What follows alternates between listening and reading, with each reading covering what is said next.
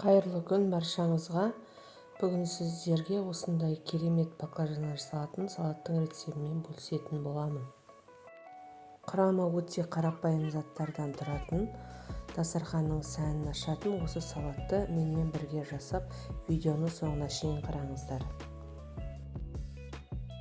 Сонымен бізге керекті заттар: көк жуақ, помидор, осындай свечелі соус, баклажан, крахмал, 2 бас чеснок қажет болады.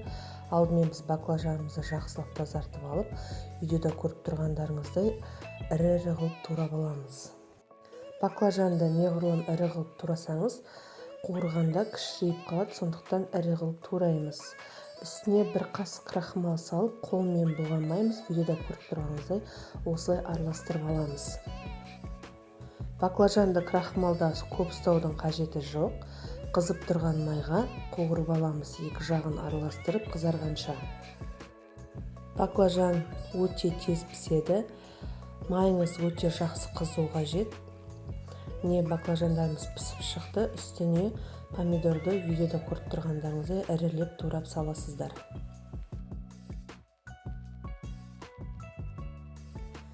Кейін үстіне көк жуаны ұзыншалап турап, оның үстіне 2 бас чеснокты үкіштен өткізіп саламыз.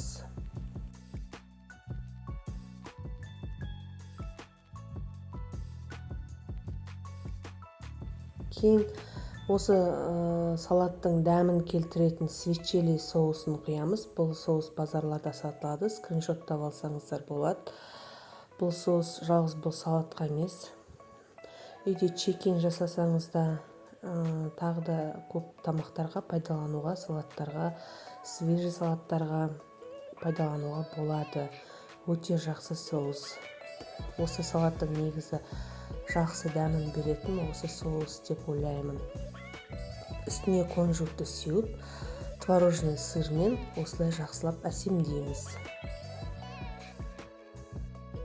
Неке құрметті көрермендер, осындай ерекше салат сіздерге ұнаса рецептім, мені қолдап кетулеріңізді сұраймын. Дастарханның сәнін ашатын осындай салатты жасап көруге сіздерге кеңес етемін. Келесі кездескенше сау болыңыздар. Сіздермен болған Гүлдина.